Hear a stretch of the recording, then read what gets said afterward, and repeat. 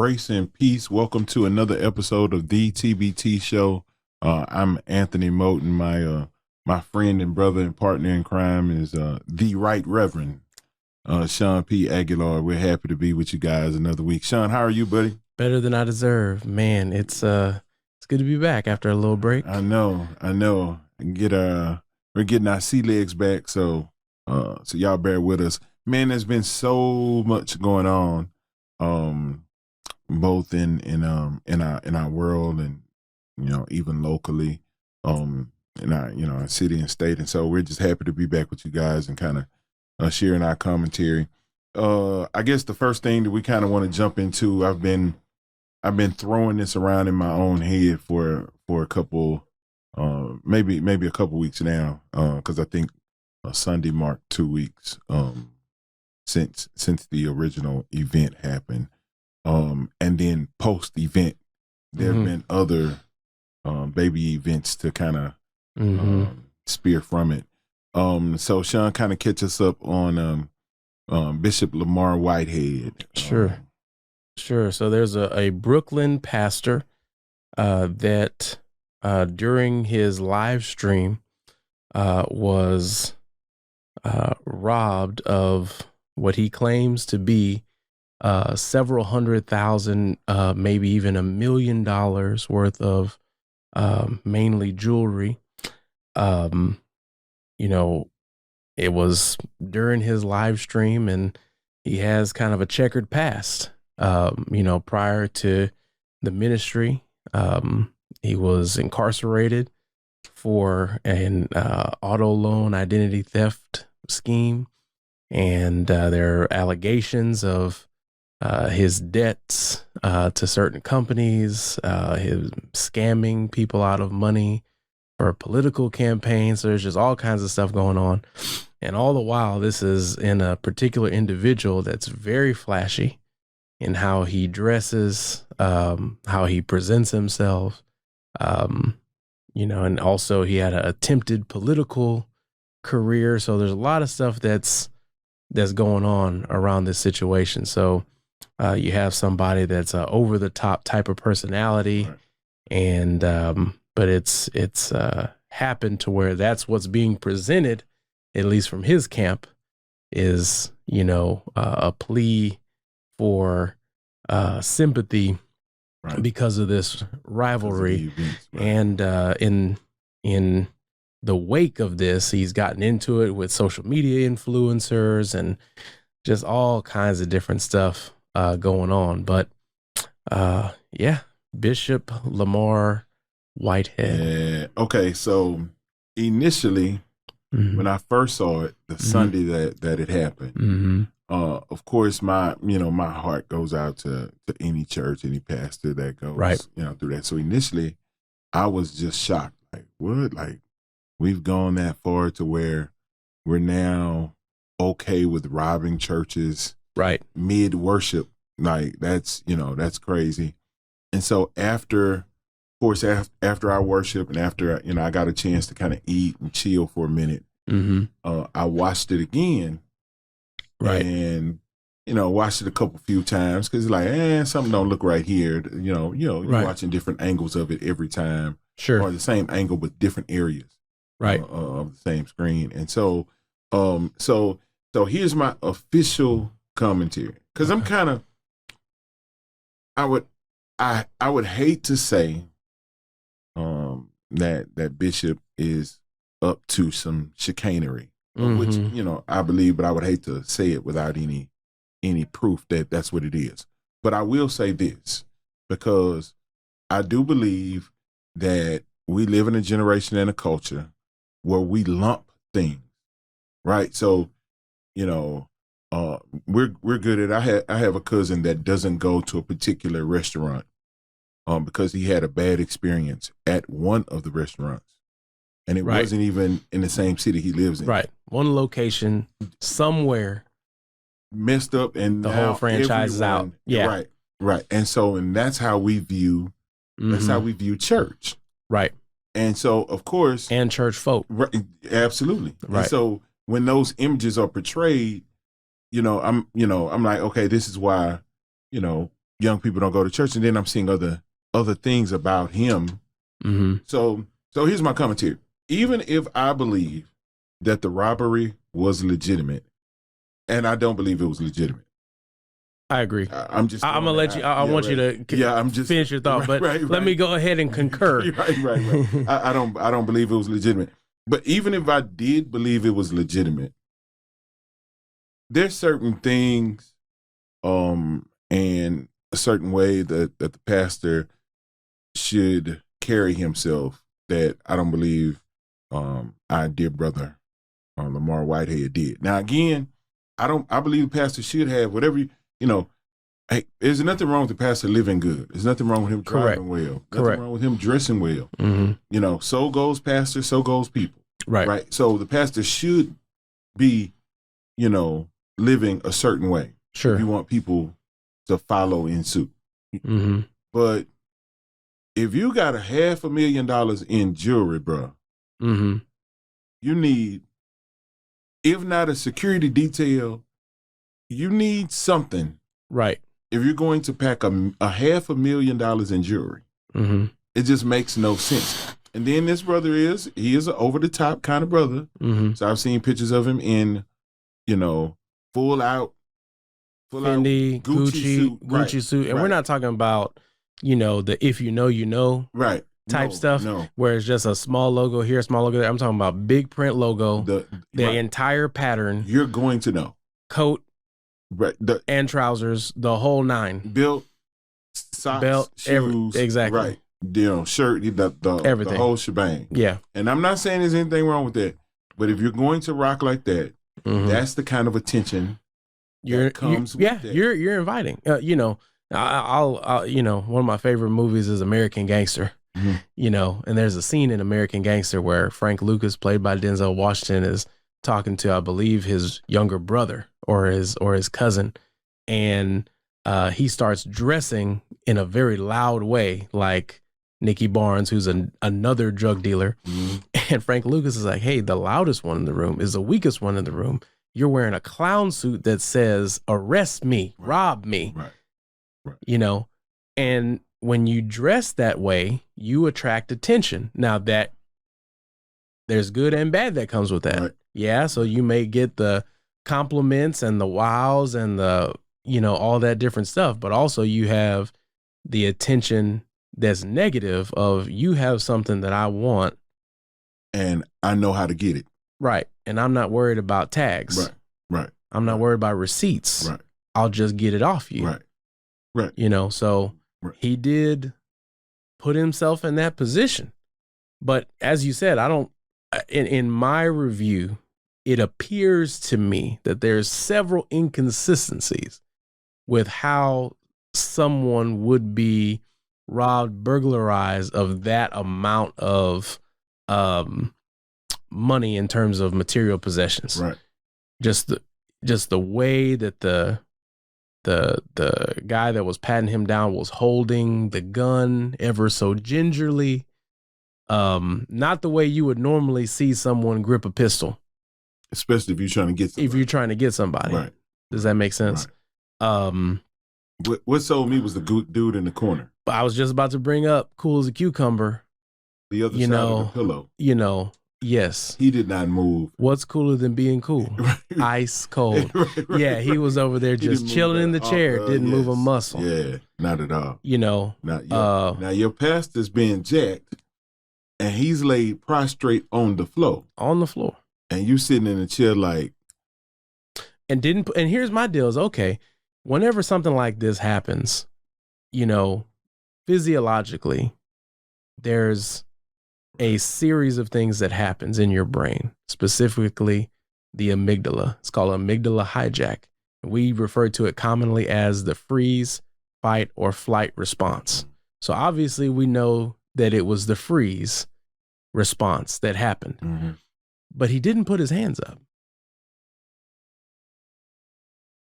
He didn't get on the floor. No. Most of the time, whenever somebody, you see it in the movies, you see it on the news, someone comes in to rob, steal, and there's multiple people around, what's the first thing that they say?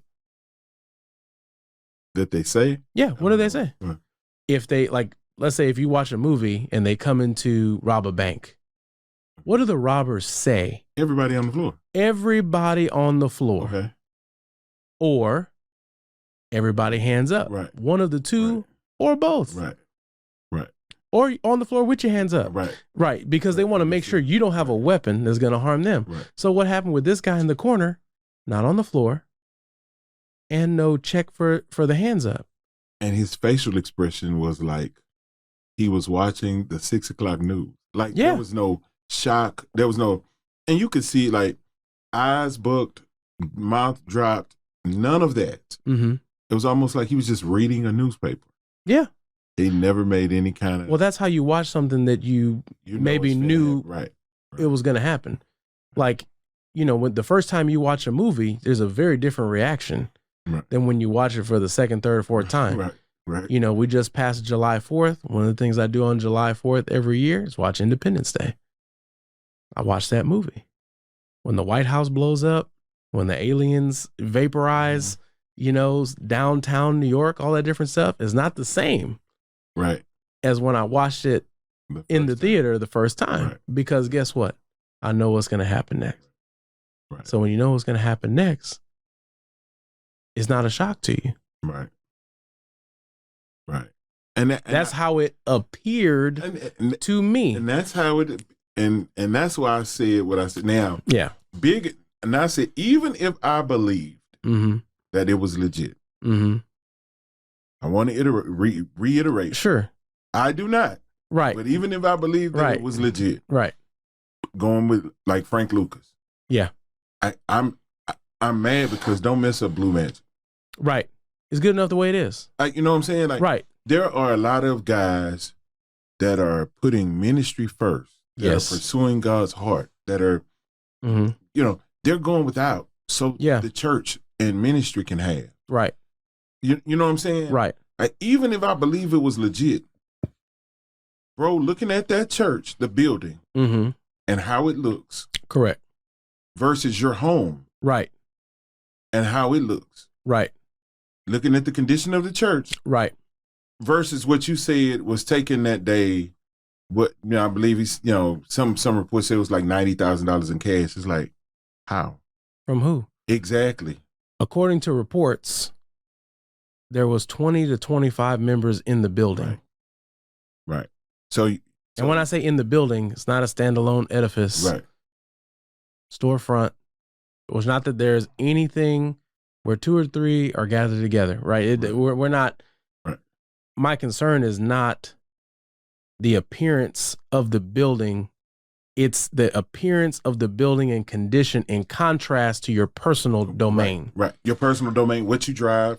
What you drive, what you wear. There's only, like, he owns like one of 2 or 3 certain kinds of, Lamborghini or some other car. So Cullinan. Yeah, right. That's Rolls-Royce Cullinan, which is one of the most expensive, I'm a car guy, one of the most expensive luxury SUVs on sale.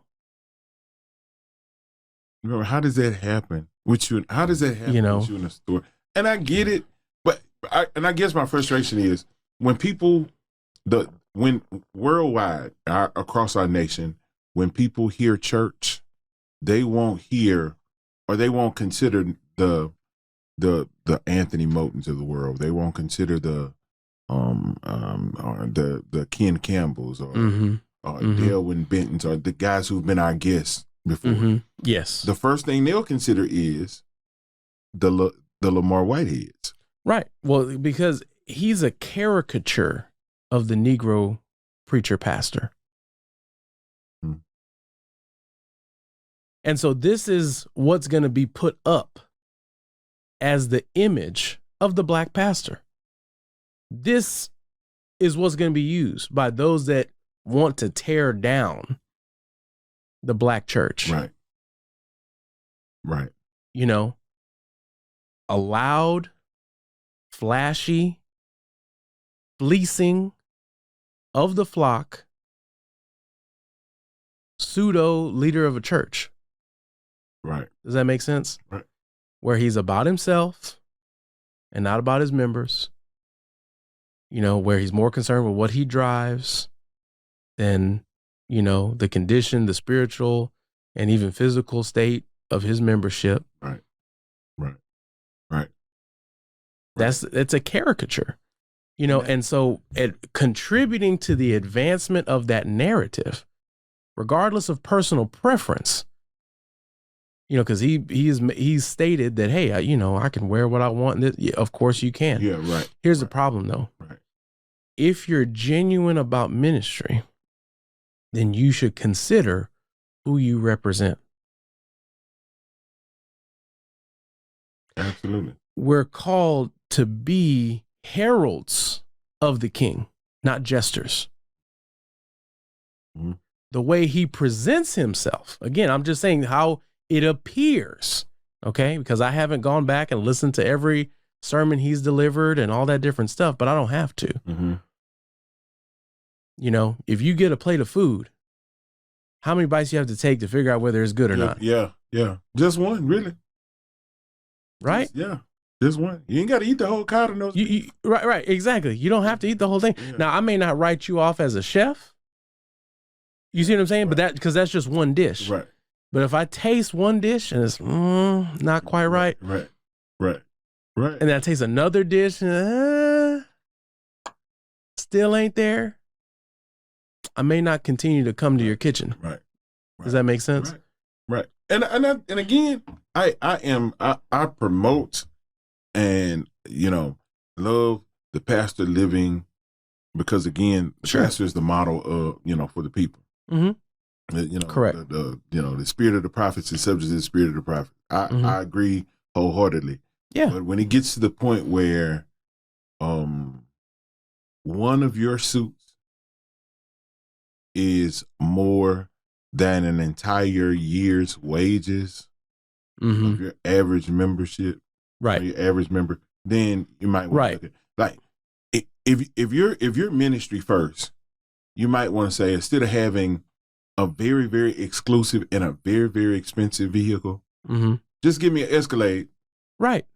You know, $100,000, and let me pour this other $800,000 into ministry, right? And I'm not, and again, he said it because I believe in post this event, his real personality came to the surface, right? Correct. So he arguing with some social media influencers, right? He begins to be real. I guess disrespectful is not a good frame for it. It's real kind of like just, you know, demeaning, right? And you know, and I think when you're backed up against the wall, then your real heart is shown. You know what I'm saying?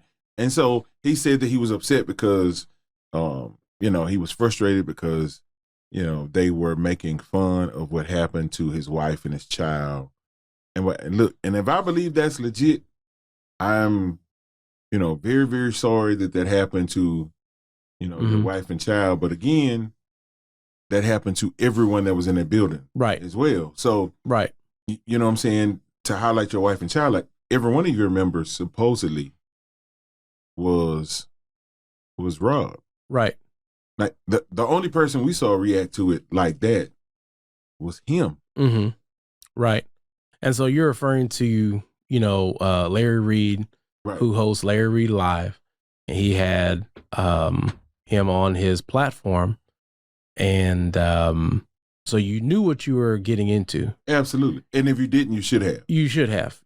I mean, and you demonstrated that you knew, because he never had a problem with Larry Reed. Like they were cool, or they had met. Well, and this is where, so apparently they had met through a mutual contact in ministry. Larry Reed's mentor, so his bishop, somehow had contact with Bishop Whitehead. And so they were introduced actually around that they both drive a Rolls-Royce Cullinan, which has a starting price of $350,000. It's before you get into any options or anything like that. So just to give you an idea, you're looking at $250,000 over the $100,000 Escalade that probably could have furnished, a much nicer edifice in terms of his church. Right. Than what we saw. Right. And to be fair, Lamor Whitehead is supposedly in the real estate business and has, a real estate business that generates income for him separate from, his role as pastor, to be fair. But even if you saw a member living like that, but allowing the church to look like this. Correct. And it's just a member, not a pastor, but okay. Right. Exactly. No, I'm not absolving him, but I'm just saying it's not what he would say. Right. Is that he would deflect and defer to, hey, this isn't all with church money. But again, who are you representing? Right. Coming back to that. So they both drive this particular luxury SUV, and that's how they were introduced. So they had met before and met in person prior to this interaction online. And so they end up getting into it. And there was another lady that was also on the line as well. So she tried to comment. He got on her and commented about her physical appearance and basically engaged in ad hominem attacks. Same thing. Then he, once he was done with her, he turned on Larry Reed, ad hominem attacks, attacked him, attacked his lifestyle, so on and so forth. And so the whole point is that you're supposed to be seeking sympathy for you being robbed, and you turn your ire, onto these people. Right. And it's like, look, if you're dealing with someone, their background, you've met them before, you understand where they're at. You want them to apologize for whatever, then focus on that. Right. But the ad hominem attacks, what good does that do? Right. All it does is paint you in a very poor light. And that's what you don't need any help. Right. You don't need it. Right. And that's where, Larry Reed went, because you gave him exactly what he was looking for, which was a response that made you look foolish and angry. Right. So you came on his platform and gave him every opportunity to tear you up. Right. And like more than that, you got to understand, and I think all of us, those of us that are, that carry the gospel, we understand people will be critical. Right. That's part of what it is. And so you got to be able to have, thicker skin, especially when it's people that are distant. Right. Like Larry Reed don't owe you nothing, and his lifestyle is to, to poke into stuff like that. Yeah, I mean, he handles trending topics, viral videos. That's his deal. So, and he wants to get a reaction out of you, because that's the gift that keeps on giving. Right. So he's already talking about you, and understand he's making money off of producing and creating content on YouTube, on Facebook. And so then now you give him another piece of viral video that he can then monetize. And hey, I mean, that's his business. Right. He's driving the same luxury Rolls-Royce truck you are. So both of y'all figured out ways to get money. Right. And there's nothing wrong with that. It's the love of money that's the root of all kinds of evil. There's nothing wrong with having money, So that's the thing, is that he just really showed what he's made of, if you will. Right. And we all have off moments, but to have an off moment when you're in the center of this controversy, it's a bad look. Very bad look. It's a bad look. Very bad look. And so now your attention is not on the well-being of your congregants that supposedly just got, robbed. Right. They've gone through a traumatic experience. Right. And so instead of your attention being on, is everybody okay? Do any of my members need anything? Is there anything I can do to, now you're on Larry Reed's platform going in on people that you said, I don't know her. I don't know her. Well, why does it matter? Why does it matter? Because those that know don't care. Those that care don't know. It's like, why does it matter if you don't know her? It's not she has an opinion. So does everyone. Everyone has an opinion. Right. You know what I'm saying? Like, so why would you even address that? To me, even that just made him further look like maybe guilty is not a good word, that something just wasn't right. Well, I'll just say again, the appearance of this, right? The appearance based on everything that I have available, based on his background, based on the setup, it appears to me this reeks of insurance fraud. He was stated that he does have security around him at all times. He said it 3 times. So I have security at all times. I have security around me always. And he referred to them and the plural them. I have them. So if I have him, that's one guy. Them is 2 or more. I'm just, this is what my English teacher taught me. So he has them. Thank you, English teacher. Right, there you go.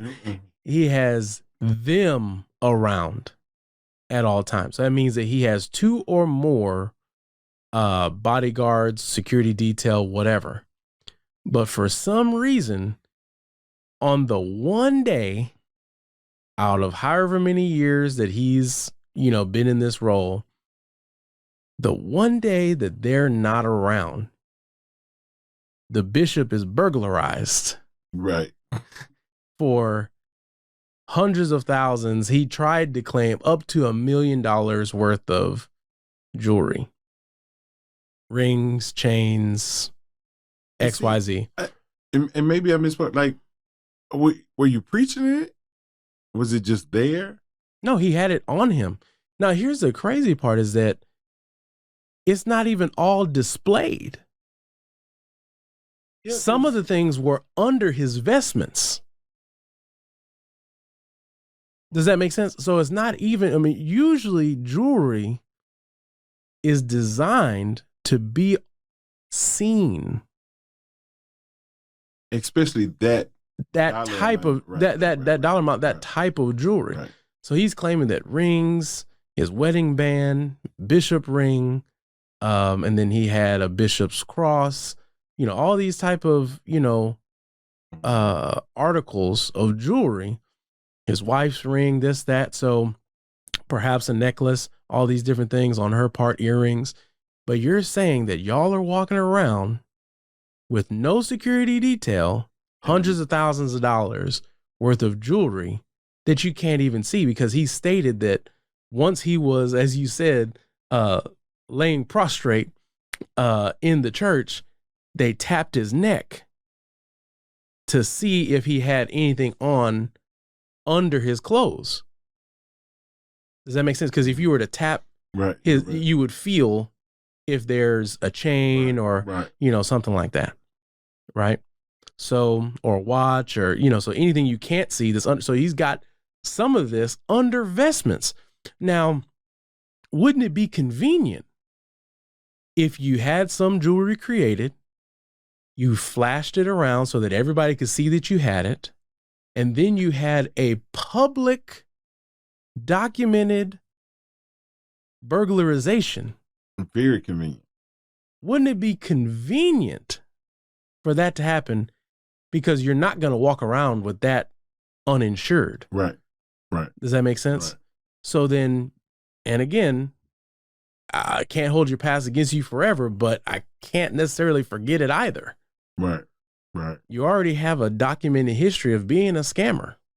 Right.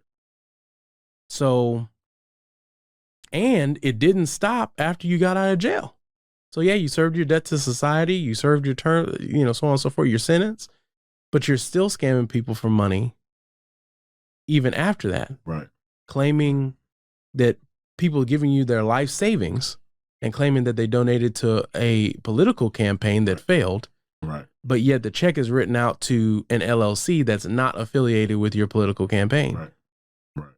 And that's not how you give political donation. That's not how that works. So you have all these things surrounding you.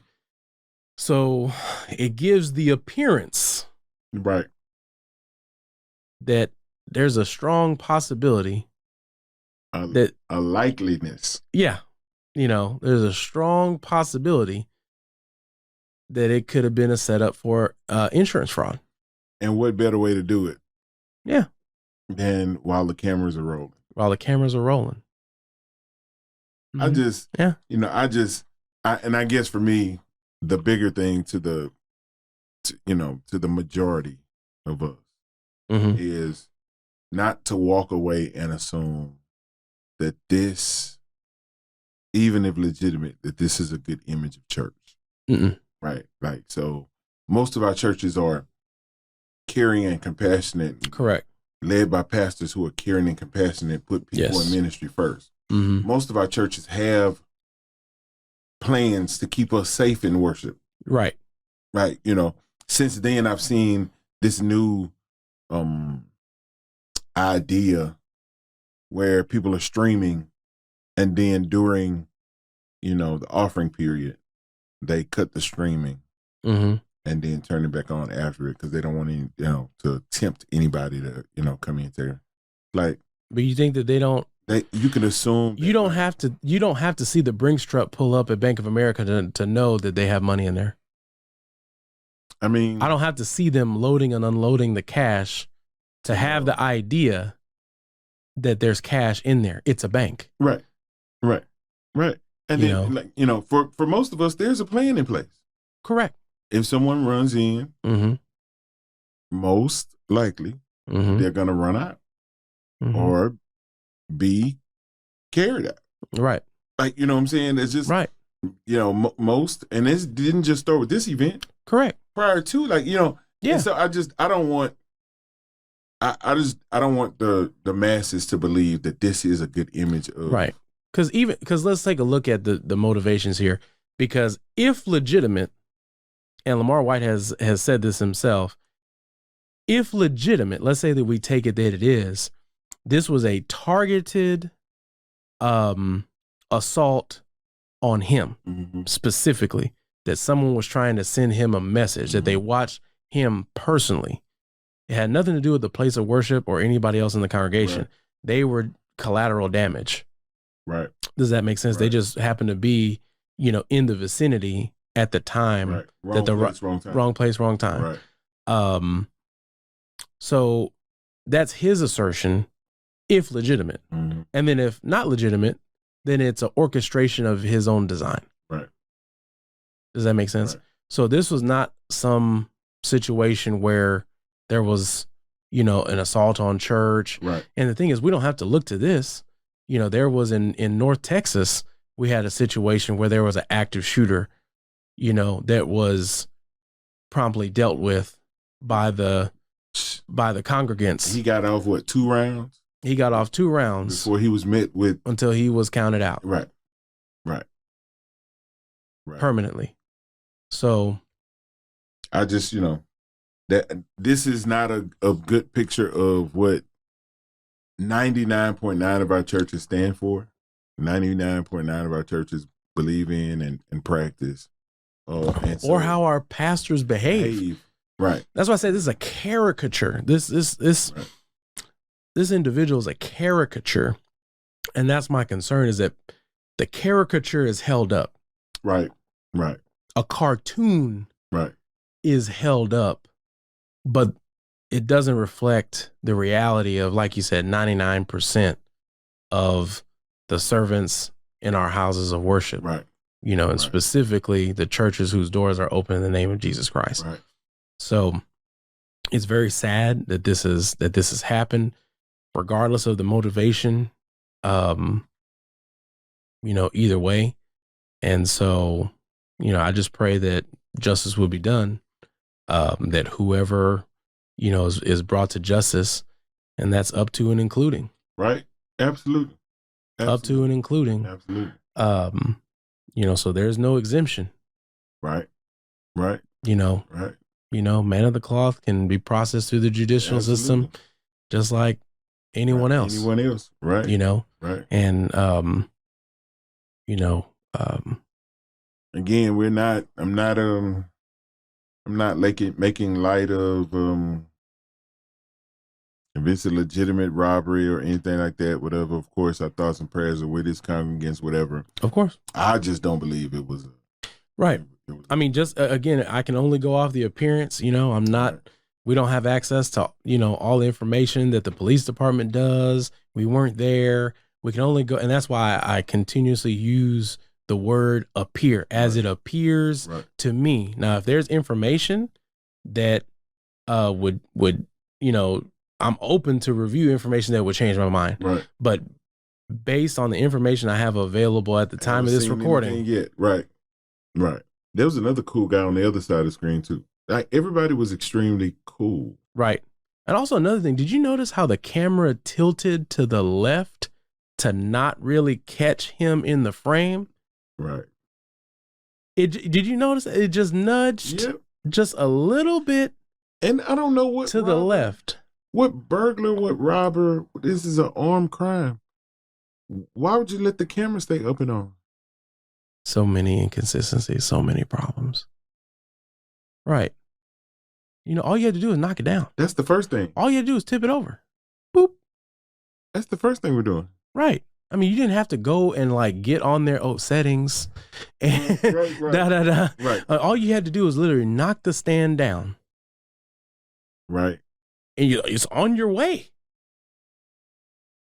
You walked right past it. You walked right past it.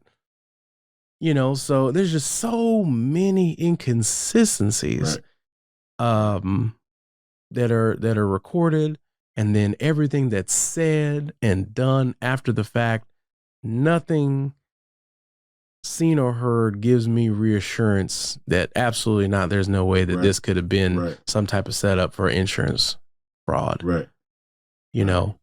And even his own demeanor.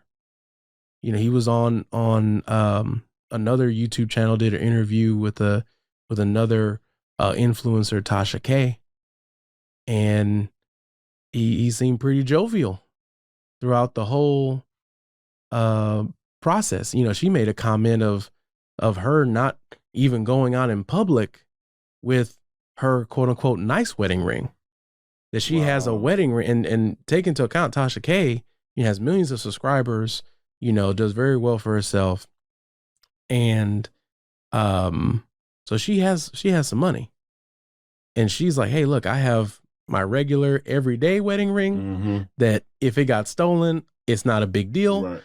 But then for special event. Right. I have my special event, the real wedding ring. Right. Right. And so she's like, and I'm not even dealing with anything near the level of the type of jewelry you're talking about. Right. So she was basically, kind of like, I'd be scared to walk around with that on. And then even worse, if everybody knew it, everybody knew, hey man, that's capping. He's been capping. So everybody did, did know it.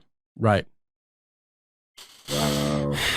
Wow. Tough. Rough, but but fair. And again, I don't want anybody to take anything away saying that, I'm not critical of guys of clergy, because I am. Matter of fact, even more so. I realize what kind of season we live in, and we don't need any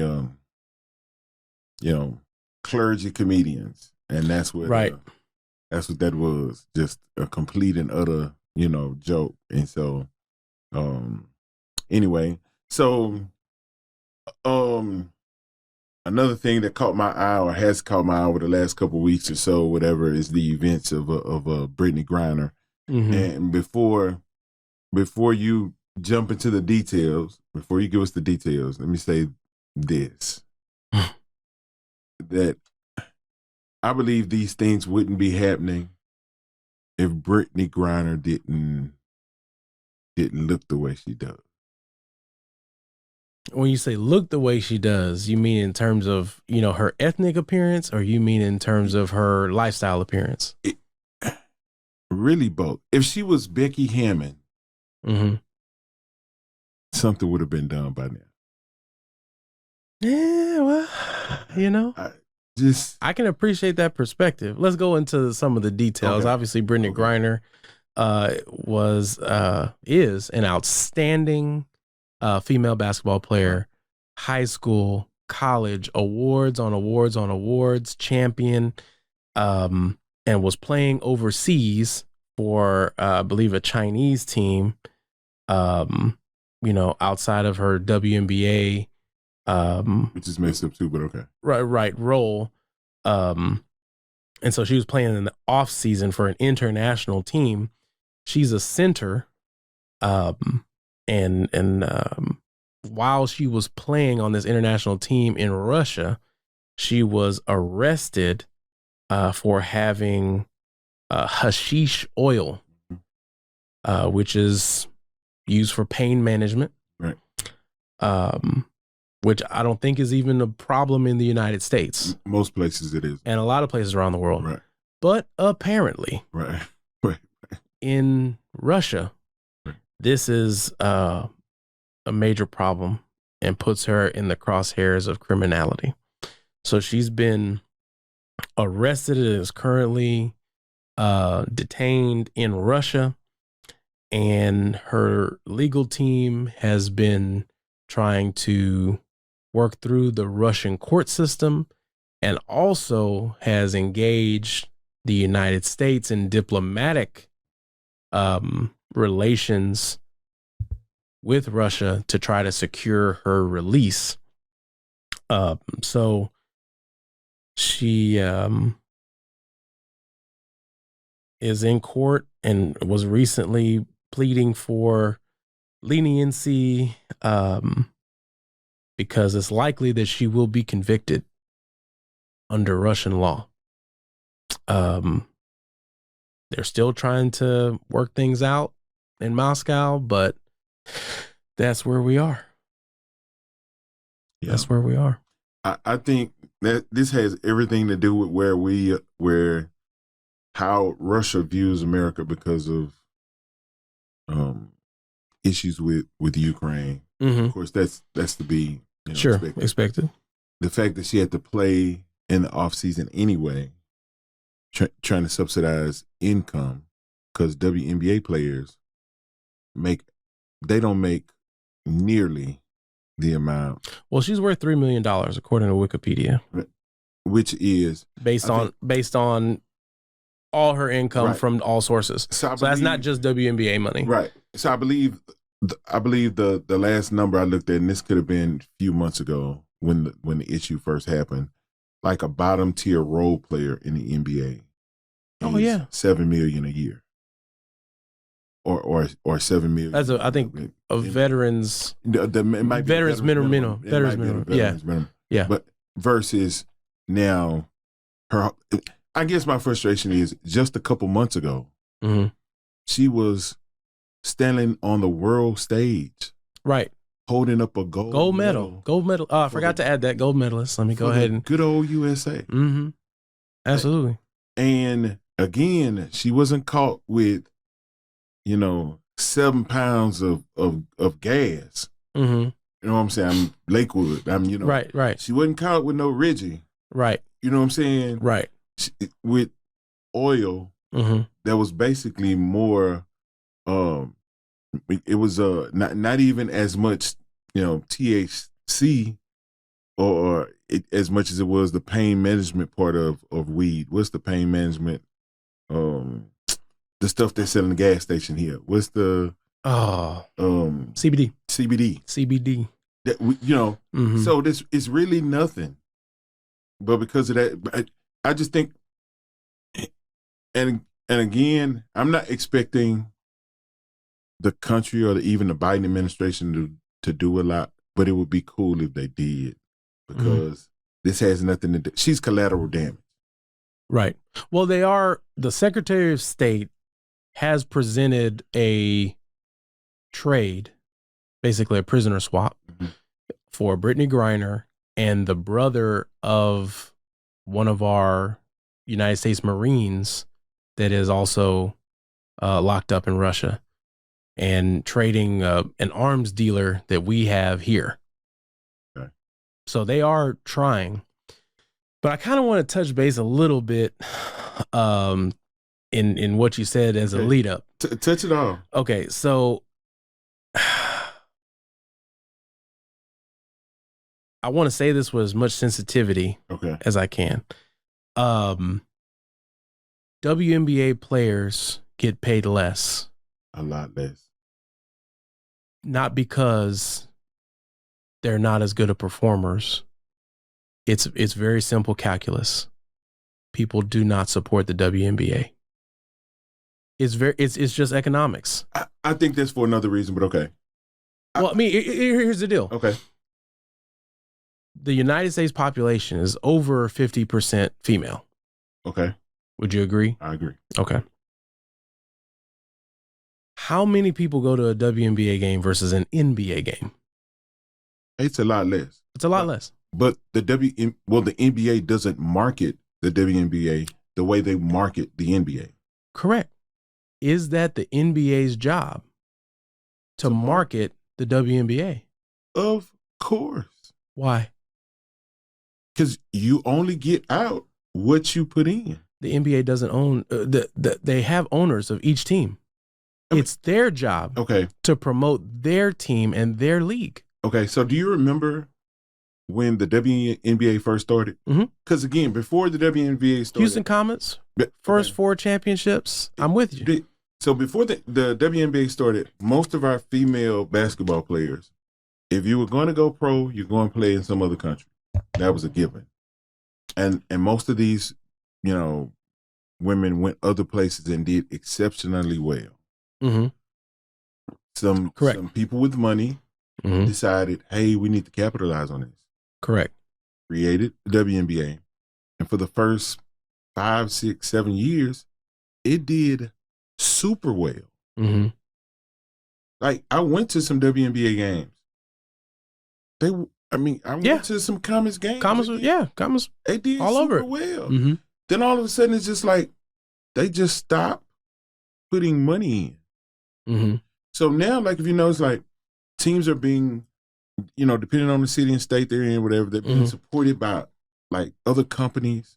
Like, so their jerseys might have some other company. Like, it's just like they're not putting money in. So, yeah, they can sit back and say, yeah, it's not producing like these other leagues are producing.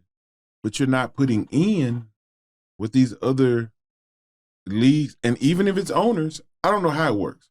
I just know it'll be a WNBA game on, and like it catches me by surprise. Like, I didn't know that was gonna, like, you know what I'm saying? Like, you don't know, they don't market, they don't push it, they don't try for it to be. And I think they could do a better job of the product. Right. Like you it's a business. Running a sports team is a business like anything else. Okay. Every business has marketing budget, marketing strategy. So if you have $1 million budget, which has got to be a lot more than that, right? But let's just, for an even number, let's just say there's $10 million budget, which is paying for facility, staff, player salaries, coach salaries, all the things that it takes to operate a WNBA team. Right. Okay. So if that's not being managed in a fashion where you're putting butts in seats, that's entertainment. Right. That even the old days in the circus, you need a seat in a seat every 18 inches. That's the name of the game. Right. That's the promoter's job, which is the owner. Right. That's the promoter's job, is to market the product. Then it's the performer's job to deliver the product. Right. And then the customer will decide to return. And then you see if you have a long-term customer. Right. But we have to just face the simple fact of economics that a player in the NBA is only going to get paid a certain percentage based on their perceived performance and their star power. And it's the same thing for the WNBA. But if you have the same percentage of a smaller pie, it's inevitable that there's going to be lower pay for the female player. Now, here's the deal. Okay. Where's the complaint about how much male swimsuit models get paid versus the female swimsuit model? Are you for real? Yes, 100%. I'm just saying, when you flip it on its head, where the advantage is on the other side, does that make sense?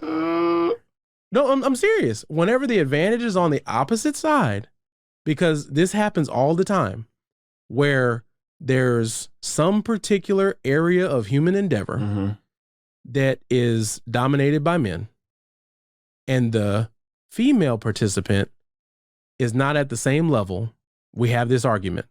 We have this discussion. But when it's the other way around. Because it's very rarely the other way around. Okay, do you agree? Are you serious? Okay, because women are mostly there's male and female. Well, now we can get into that argument. Okay. So there's male and female dominated everything. So some things you have, like, say, nursing, female dominated industry. I agree. Female dominated. Okay, I agree. Administrative professionals, female dominated position. So say nursing. Yes. So you don't think male nurses make just as much, if not more, than female nurses? Correct. Like, there's very few areas of life. But here's the myth of the gender pay gap. Let me go ahead and debunk. It's a myth. Let me go ahead and debunk it for you right now. Okay. Please help me. Yeah. I don't think it's the myth of the gender pay gap. So here's the deal. Men and women gravitate generally to different jobs. They naturally gravitate to completely different lines of work. Okay. Men generally, on average, work more hours at whatever it is they do per week than women. Documented fact. I can get you the sources. On average, men work 44 hours per week. On average, women work 41 hours per week. Okay. On average. On average. Men work more often, more hazardous jobs that have higher pay. Does that make sense? Okay. So the gentleman that works on a crab boat out in the Pacific Ocean getting Alaskan king crab so that you can order it at your local seafood restaurant. You see what I'm saying? Where the death rate is really high. That's air traffic controllers, bricklayers, bricklayers. But so here's the deal. The argument is always about the pay gap, but when we actually look into the numbers, the pay gap is not there because someone in the same position is getting paid more. What's compared is the average income of a man versus the average income of a woman. But no one ever looks at what generates that income for one or the other. So if you have a secretary, you can't compare a secretary that works in air conditioning, filing paperwork, that works an average of 41 hours a week, to a man that works in some physically demanding, hazardous job that has a higher rate of pay for 44 hours per week. I agree. But you can compare a man doing a certain job and a woman doing that same job, how the pay is so different. Well, is it? Is it? Well, here's the deal. About the difference between if you put two people at the same position, let's say I can tell you from my industry, the pay is for the position and not for the person on purpose. The pay is for the position, not on the person on purpose. So in order to eliminate that, what happens is that, let's say, for instance, in a sales position or anything that's based on performance, the pay plan is set up based for how the position functions, irrespective to who that person is. So if someone were to come into a sales position at a car dealership, the pay plan is the same for every single person, whether they're man, woman, boy, or girl. Okay. So now how that person performs in that position determines how they're paid. If you have someone that's a man that just so happens to, for instance, say sell 25 cars a month, he should get paid more. Right. If there's a female that sells 15 cars a month. Performance driven. And many of but here's the deal. Whenever they look at average compensation, all that goes into it. When you average it out, performance-based compensation then gets divided by the hours that they work. Okay. So when you see national statistics for male average compensation versus female average compensation, you're comparing every man in every position versus every woman in every position. But it's weighted to where you have a lot of women, I won't say most, but you have a lot of women that are in lower paying jobs, not because of them, not because of their value, but the value of their work in the marketplace. I get it. We're talking about the same job. Right. And what I'm saying is that it's less often. What I'm saying is less often nowadays. I'm not saying it didn't happen in the past. I'm saying now it's less often with diversity and equity and inclusion departments and all these different things. There's been a lot of progress made, but here's the deal, is that you still have females self-selecting their field of human endeavor for work. And they continue to select the same type of jobs, with some exceptions, that just pay less money, period. So you can't hold that standard up if they're self-selecting lower paying lines of work. And why are they getting paid less? Okay. They're getting paid less for a market that pays them less. So we're not talking about across the board. I'm saying Brittney Griner is better than 95% of the Houston Rockets. Well, that's a different story. That reflects more on the Houston Rockets than Brittney Griner. Okay.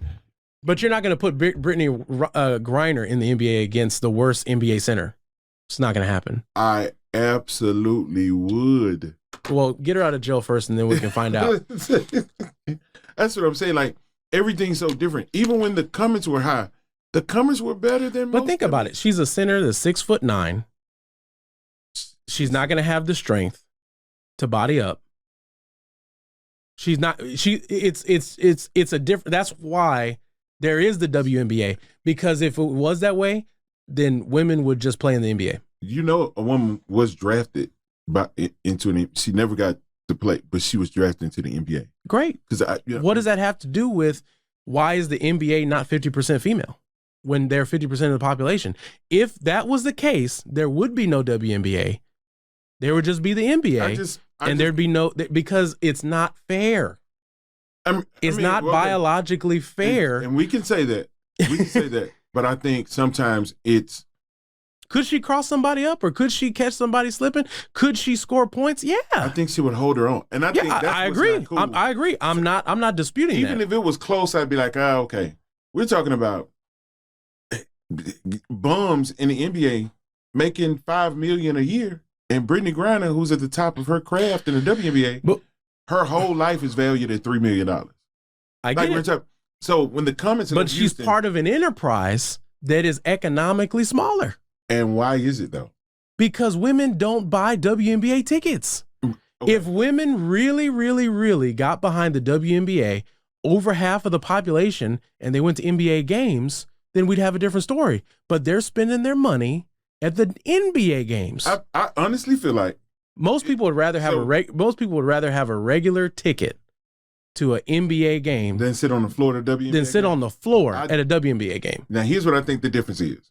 And we could throw this around. And I'm not saying it's right or wrong. I'm just saying most people, I would imagine. I would sit on the floor at the WNBA game. But we could throw it around. What came first, chicken or the egg, right? Mm-hmm. So I really believe that the WNBA is smaller market, smaller enterprise, because they put less money in. When the Comets left Houston, you know where they were playing? Houston Arena. Mm-hmm. Most people in Houston don't even know where that is. I don't. So that's what I'm a native Houstonian. I've never heard of Houston Arena. It's in the same parking lot with the Astrodome. Oh, wow. Like, that's what I'm saying. Like, I mean, I get it, but I think it's by design. I really believe it's by design. I don't think so. I think that anybody that's an owner, they're going to want to generate a product that makes as much profit as possible. There's a financial incentive for the owner of XYZ WNBA team to make as much money as possible. So either you have owners that are inept at running a business, or you just have to face the fact that it's just a different type of product that generates a different amount of money. Less revenue, less profit, less pay. Very simple, straight line. They generate less revenue. They generate less profit. The players get paid less. Right, wrong, or indifferent. That's just the facts. Now, you're talking about the truth. I'm talking about the facts. Does that make sense? The truth is why, the facts are what? I'm telling you what's happening. Now, why? There could be a multitude of reasons, but the fact of the matter is that the WNBA is achieving the level of success it is because of the product that they're putting out. And so you're saying that's their capacity. They're at their capacity. You're talking about water players. Rises to this level, So, you're talking about I think the highest paid WNBA player, it's like, I would imagine if you looked at the percentages, they're about the same. A star player is making this percentage of the revenue of that particular team. But It's just a smaller pie. It's just plain and simple. You see what I'm saying? If you work at any business and you got a business that's a business unit, a store, a location, a division, whatever, and you are the vice president of that store location, their general manager of that store location, or you're the vice president of that division, and you get paid a percentage of the gross profit, and one guy is over $1 million division, and another guy's over a $10 million, and another guy's over $100 million, should they all make the same because they have the same title on their business card? Or should they prosper according to how they have built their business? It's percentages. Does that make sense? Mm-hmm. They're compensated based on the percentage because they can't give what they don't have. The owner of the WNBA team cannot pay millions of dollars just because, hey, the starting, center for the WNBA team and the starting center of the NBA team in the same city. Well, both of y'all centers for a professional basketball team, so y'all should both get paid the same amount of money. No. That's not how it works. I'm gonna look into it. I'm actually gonna look into it. I invite you because they are woefully underpaid. I'm not saying that they're not underpaid, but that's something they gotta negotiate with the owner. And that's another thing as far as the pay gap is that men on average are according to Jordan Peterson, psychologist, more disagreeable than women. Men are more disagreeable than women. What that translates to in terms of a job is that they're better negotiators. Does that make sense? So if you have someone that works a more dangerous job that's higher paying, they work more hours, and they're more disagreeable, aka they're more demanding of how they should be paid, how they should be compensated for their work. You have a harder working in terms of longer hours. Not that, a lady or a young lady can't work hard. Of course they can. But what I often hear is there's always advocacy for a higher percentage of female employment and higher compensation for females in C-suite positions. Not as the garbage person, not as the sanitation worker, not as the bricklayer, not in there used to be a show hosted by Mike Rowe, The Dirty Jobs. Mm-hmm. No one's talking about how come there's not 50% bricklayers or how come there's not 50% female sanitation workers hanging off the back of a truck emptying your garbage can Tuesdays and Thursdays. Does that make sense? Right. It's always, what's the percentage of female CEOs? What's the percentage of female VPs? What's the percentage of, you see what I'm saying? Right. So if it's got to be all or nothing. If you want 50% representation and that's equality, then it has to be all positions and all levels. Okay, we're going to readdress this. And we're going to have my buddy on. Okay. Sophia Signs. Okay. And so Sophia, I know Sophia's listening. Sophia, I'm going to call you. And you can come get Sean straight. Come straighten me out. Come straighten me out. Because again, I know that when I say these things, it's like, oh man, that's hateful, that's hurtful. And it's not. It's not. Because it's based on facts. And the thing is that every single adult has the opportunity to choose their field of human endeavor.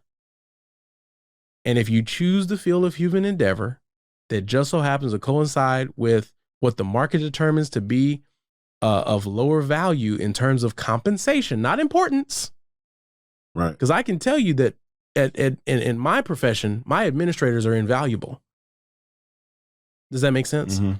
They give me the support for me to be able to do my job at the best possible ability. And I count on them tremendously. So that's not to reflect their importance.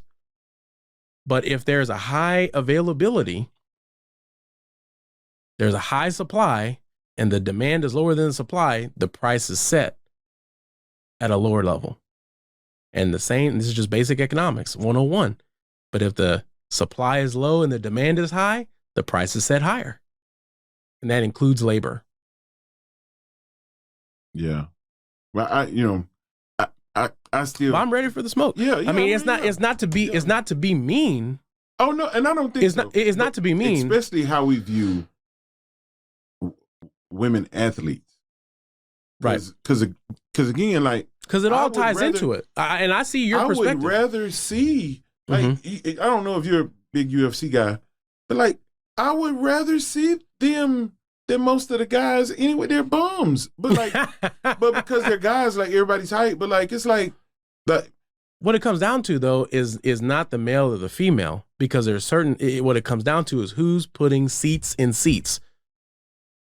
Who is generating the revenue?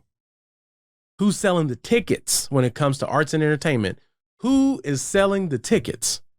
Does that make sense? So would you go see the women's Olympic basketball team or the men's Olympic basketball team? I would go see both. Now the question is, if you had a choice, you had to go see one or the other. Which one would it be? Well, depending upon the lineup, but in general, I'd go see the men's team. The lineup for the women has been the same for the last 6 years, 7 years. I get it, but that's just because I'm more interested and I'm more familiar with men's basketball at the college and professional level.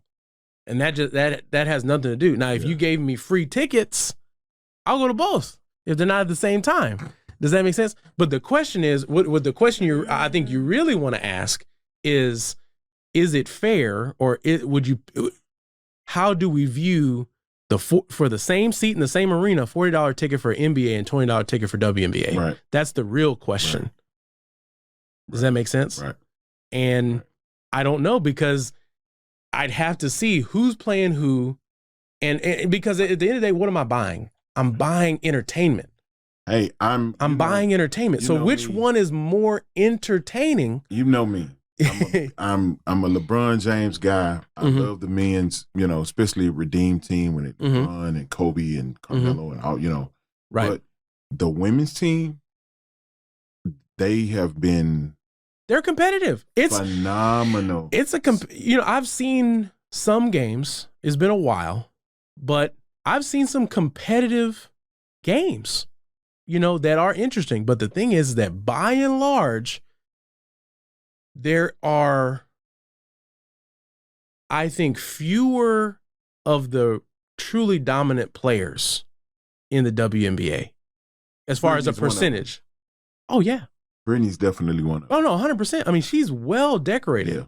Yeah. But the conversation has widened beyond Brittany in terms of what we're talking about right here. Yeah. We've gone from Brittany Griner I'm looking at to economics between the sexes. Right. And that's part of it, because again, like, all of this happened because she chasing a bag, and I think we put him in a bad spot. Well, and I have to issue a disagreement there as well, in the sense of why we're here. Not that she didn't have to go somewhere else to make extra money. She did have to pick up a side job. Mm-hmm.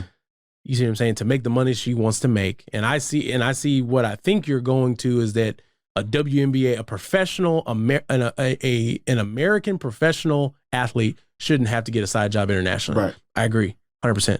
But as far as why we're in the place we are, why she's in the place she's in, this again, they'll sound bad. Yeah. You what? But it's very simple.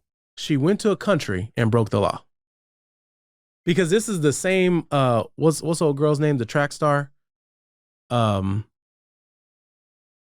Richardson. Yeah. What was her name? Yeah. I you know what I'm talking about. The one. Yeah. Yeah. Yeah. Mm-hmm. So similar situation. In terms of she broke the rules. Right. But okay.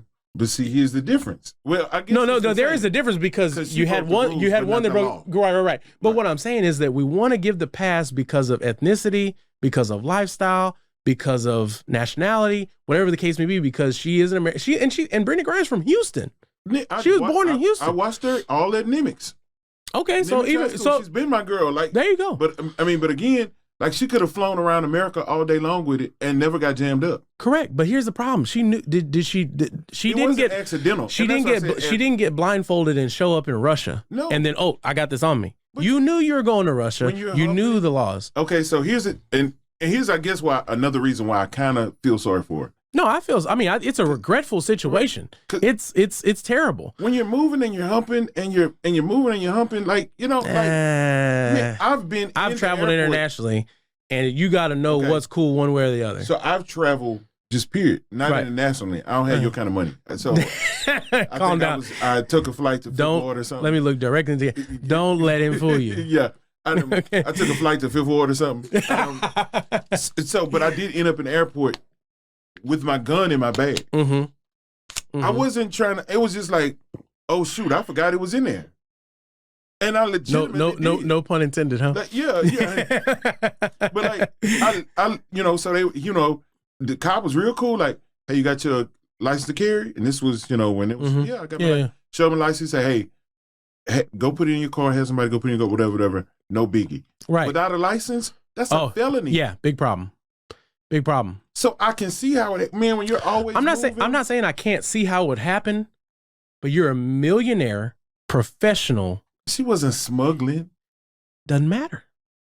Inch or a mile. It doesn't matter. You put yourself in a position. You put yourself at risk. Does that make sense? And now you have the government of a foreign country that is pursuing the enforcement of their laws legitimately. Does that make sense? I mean, it's a regrettable situation, and I hope they can work it out one way or the other diplomatically so that she's not, and I hope she's being treated properly. She's not. I know that she's not, but again, you put yourself in that situation.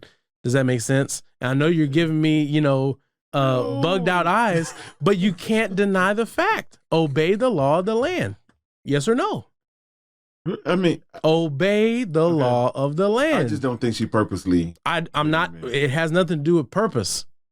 It has nothing to do with purpose. Does that make sense? I could understand. Someone could not purposely, get in a car and get in an accident and kill somebody. But at the end of the day, it's a funeral. Okay. With your same example, it's a funeral, but it's not vehicular homicide. It's not a crime. That's not a crime? No, vehicular homicide is a crime. Right. But it's an accident. It would be negligent homicide, but it's still homicide. A homma was cited. You see what I'm saying? So at the end of the day, she's locked up and no one's arguing that it's not legitimate. Everyone's arguing that, hey, the American government should do everything that they can to secure her release, right? Which I agree with. Because they're being heavy-handed. They are being heavy-handed. They're taking advantage of the situation. Right. So I feel like it's being ratcheted up on her. It's they're putting the thumb screws to her because of what's going on the global stage. Right. And I'm not negating that that's not a terrible situation. And we should do everything we can to bring her home. And people have said, oh, if she was LeBron, then if it was LeBron that was locked up over there, then this will be already done. It would be, though. And that's the reality of it, though. It would We don't really know that. We know that. No, we feel that. No, we know that. We feel that. And the only reason Michael Jordan, would he be at home? We feel that. He would be at home. It's because it's a female. But we see that because we it's think a black female. Uh-huh. And it's because she's an openly homosexual female. So all that being the case, you don't think that the situation with the war with the Ukraine and the global political tensions has anything to do with it? Yes. Okay. So all that can be the case, and it can just be, hey, we have a gotcha moment here. But it would be rectified, though. If it was LeBron, maybe it would be rectified. Maybe. If it was Michael Jordan, it would be rectified. We say that, but I'm telling you, the geopolitical tensions Let me help then. have a lot. If it was Donald to do Trump, it would be rectified.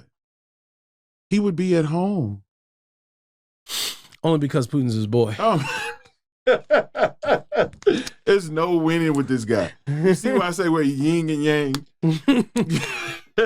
No, but seriously. I'm just saying, if it wasn't Brittany, if it was somebody else. But you don't think that the American government, they've made the offer, the Russians are saying this is not acceptable. They're going back and forth. So it's not like they're not trying to do anything. They're trying, but you know what it is. They're trying, but they're really not trying. You know what I'm saying? Well, they offered to send back a arms dealer that's Russian that we have in custody, so they're willing to give a criminal that should be in prison here for two people that shouldn't be in prison there. Right, because having him in jail here has stopped arms trade. No, I'm not saying that it's right. I'm saying that they're coming to the table in good faith. Okay. No, to try to the table. I would say, okay. Well, so what I'm saying is Russia probably wants something specifically. Right. We don't, but whatever Russia wants, America is probably saying, no, we'll give you this. That's possible. No, it's not possible. Well, we it's can't. Likely. Well, we don't have the information to make that determination. They're probably saying, okay, so we'll give you this arms dealer. But they would say that. I think that if they had something specific, they would put on the table because they know that they have the leverage. So they would, if I'm Russia and I'm doing all this stuff with Ukraine and I got you over a barrel, I'm going to tell you what I want and say, hey, the Americans have come across the table with this. This is not good enough. We'll play ball with this deal. And then if America doesn't make the deal, then they look like, oh, well, you just don't care about Americans. So it puts the pressure from both ends. You have the pressure of the global political tensions. You have the pressure of the relationship with Russia. And then you have the pressure from American media to push. So, I mean, the State Department is in a tight spot. They need to make a deal. But if you're Russia, you have them over a barrel. Ask for whatever you want. But that's not been made. So if that's the case, why haven't they asked for it? I don't know.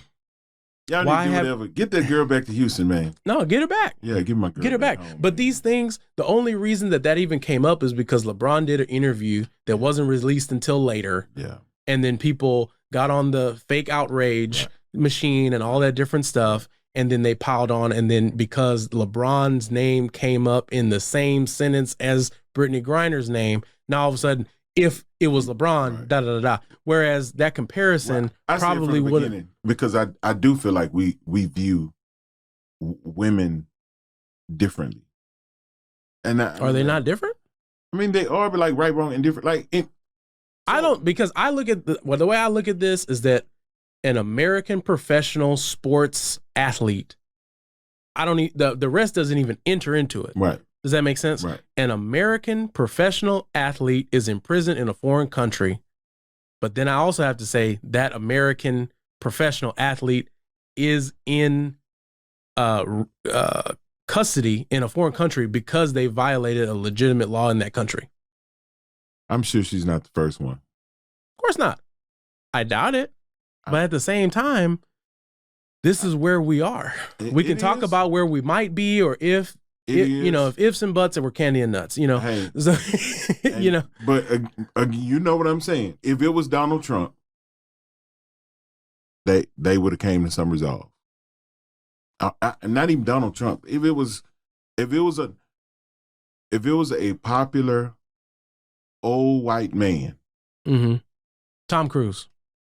He'd be Tom at Cruise, home. he's out chilling. He'd be at home. I think it's easier to just throw that out there and say it than the actuality. We know it. You know. We know it. And like, but we don't have any precedence for something like that happening.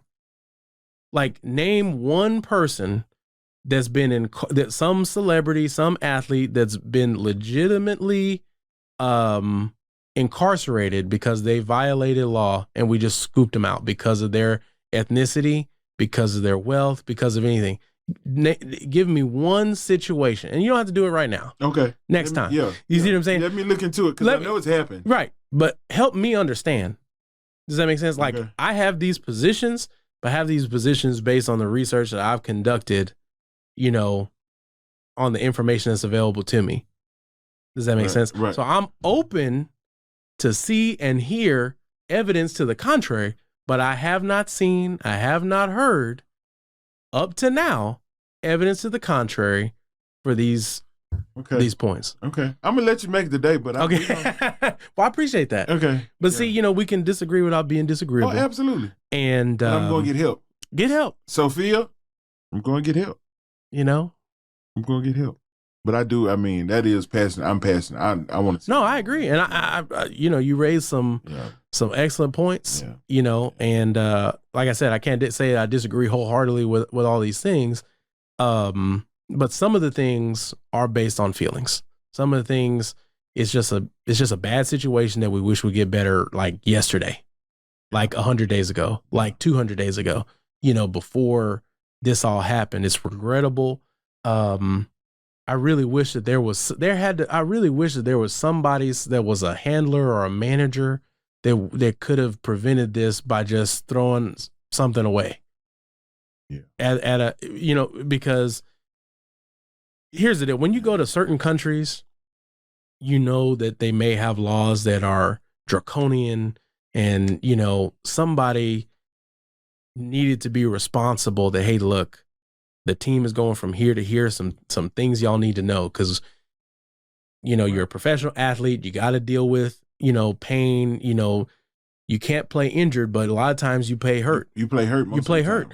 You know, and so that's a reality. I mean, we just got to confront, you know, the reality of the situation. There was a trainer, you see what I'm saying, that knows what these, a coach or a trainer that knows what these players are doing in order to manage the pain in their bodies. And, you know, and I don't know, maybe there was some warning that was given and just not heeded, you know, but you know, again, there's a lot of things that we don't know. Pray for her safe return, that she would be treated fairly, and this would be over as quickly as possible. Yeah. You know, so I don't want to lose that in the conversation. I know we kind of got off on a few little different things. Yeah, but you know, that's, you know, again, she's a H-Town girl, and we're super proud of her, and praying for her, you know, her safe return, back home, man. So you can continue to do it. And then she's, you know, she gives back to the community. She's always around. So hold on, Brittany. We're praying for you, and, you know, get you home as soon as possible. Yeah, as soon as somebody down there wakes up and does something. Yeah. Makes a deal. So, yeah. State Department. Yeah. One last one. Yeah. One last one. You know, we've gone from the church to the sports world, and, you know, our last topic is going to come from the world of education. Florida A&M University launches an investigation after a student poses nude on campus in viral graduation photos. 24-year-old Terica Williams is facing criticism online. She posted some provocative graduation photos on social media, and it's caused a firestorm online. The young lady took a picture, stark nude, in front of the Rattler statue, which is the mascot of Florida A&M University, the Rattlers. And she is unapologetic about the pictures that she took after graduating with a master's in education. What say ye? I mean, I get the push to be different. But again, there's no sense in getting a master's in education if you're not going to present yourself in a way where people can trust you to educate their children, or be a part of the educational field at all. And so I think more so than anything, she's unapologetic because she's just pushing back in her own. I really think I hope at some point she's really, sorry for it. Because again, you're gonna get older, and that's kind of thing I preach to the boys all the time. You're gonna get older, and what's cute at 24 is not cute at 54. Mm-hmm. You know what I'm saying? And so, so I hope she comes to some better judgment, but I don't anticipate her being able to to get past this moment and work into the the field of her choice, with this naked photo looming out there. But it does speaks volumes as to what we've done to this current culture, man. So let me go ahead and I want just to so that we can properly frame her thoughts. An exact quote from her social media posts of these pictures. And for those that are in our listening audience, she is in front of this snake statue, completely naked, looking over her shoulder, and the picture is taken from her backside. She has some type of headdress that is snakes that would replace braids, right, that would be all the way down to her feet and the floor. And she says this about that photo: anybody who knows me knows that I've been dressing provocative. She's MED, should be provocatively. Mm-hmm. But I've been dressing provocative my whole life. There's a lot of assumptions that came with me accepting my body. A lot of people question my capabilities and intelligence solely based on how I choose to dress. As I'm standing here with my master's degree at the tender age of 24, I am the living proof that clothes do not define you.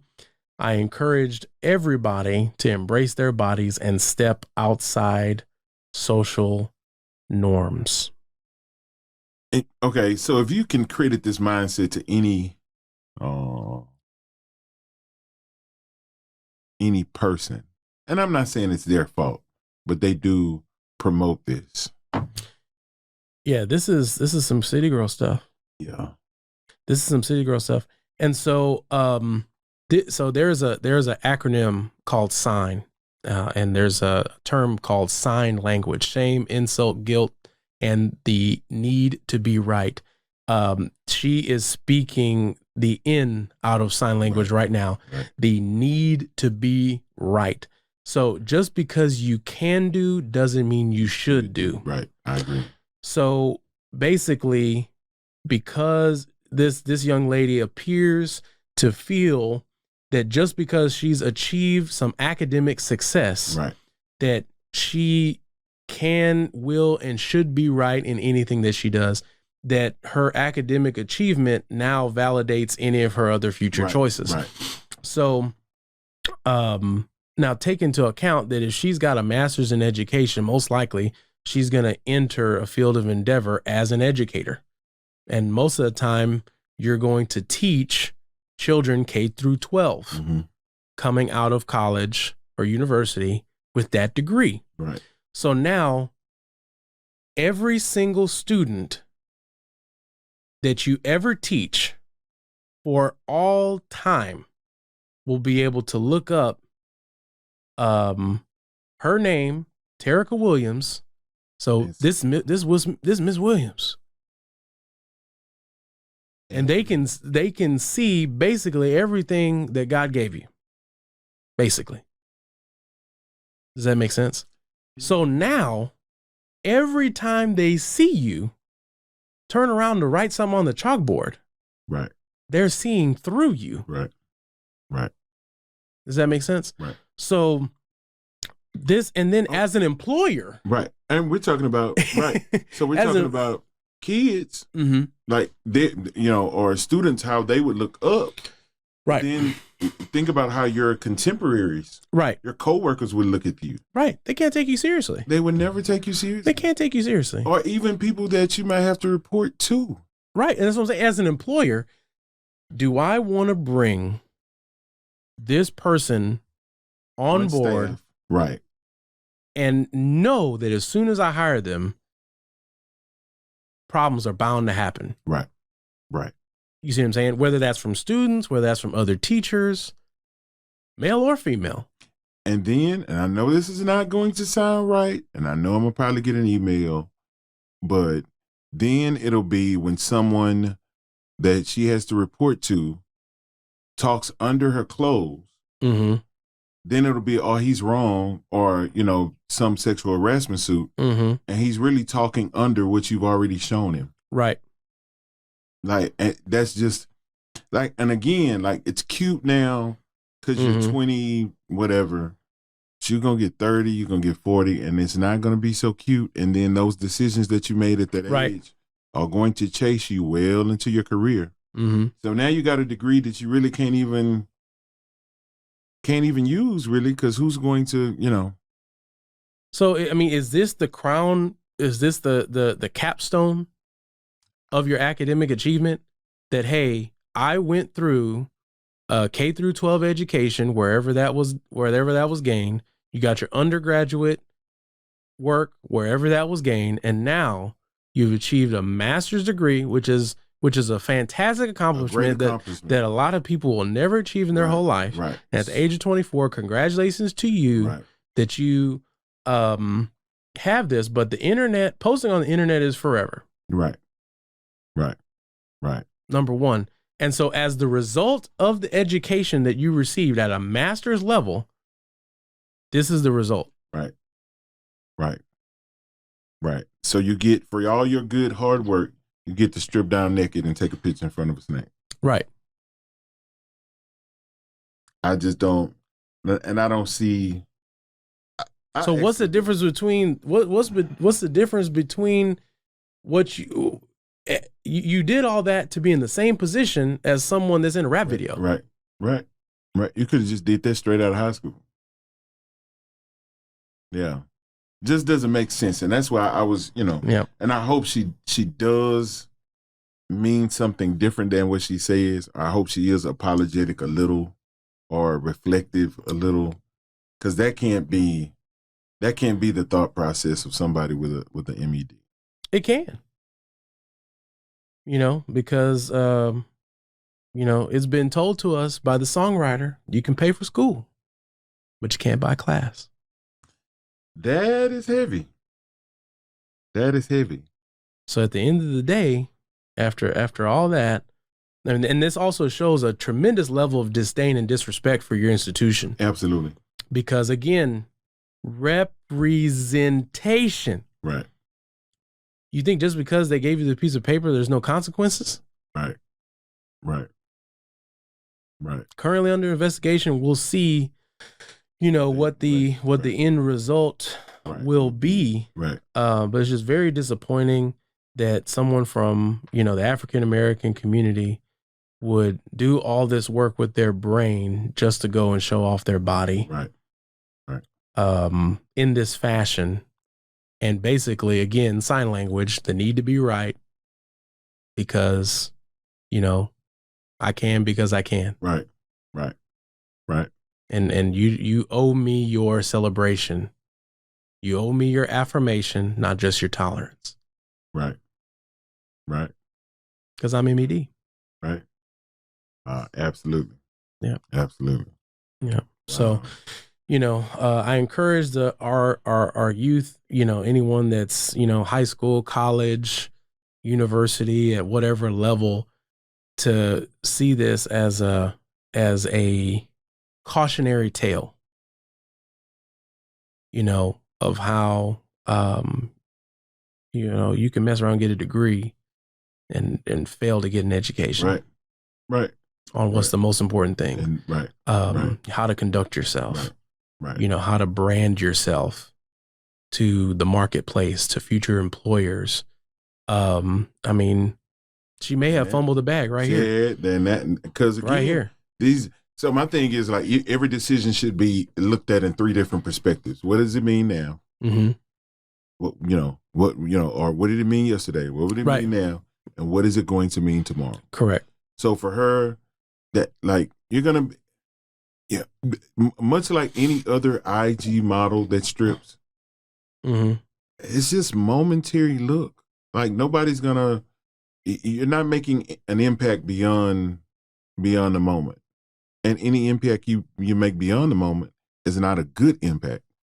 It's, especially for something like that, and you're trying to break into a field that's already tight.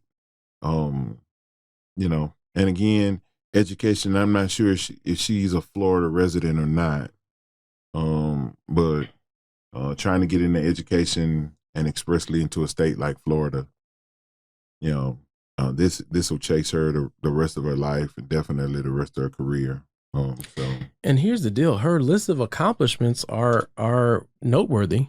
So she said, "Dear FAMU, thank you. Because of you, I gained thousands of dollars worth of scholarships, maintained a 3.8 GPA, received a graduate assistant, awarded a graduate fellowship, became a mentor, received a little sister from BSLS, not sure what that is, perfected my image. Now I'm joining the 2% of Black therapists because her MED was specifically looks like a concentration in counselor education."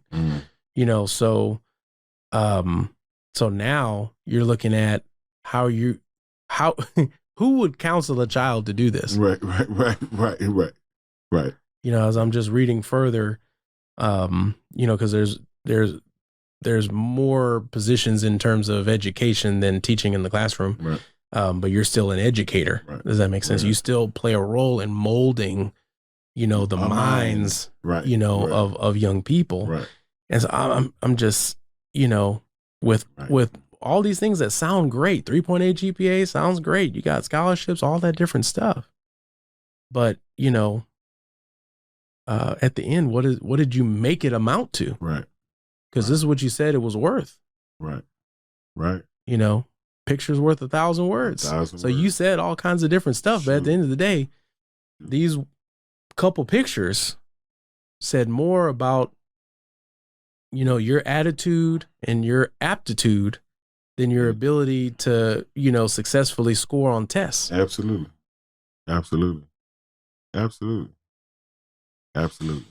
This is, well, we'll keep our eye on what FAMU does is on the back ends of that investigation, and then what happens with her ultimately.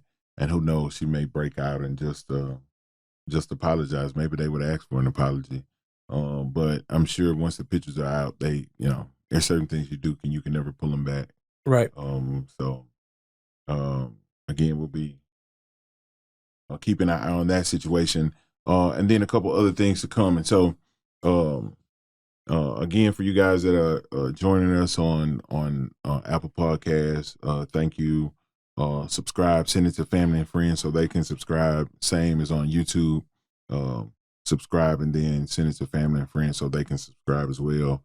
As we have some other things coming up in the next couple weeks and months to come. So, again, thank you for joining us on this episode of the TBT Show. Grace and peace, and we will see you guys on next week.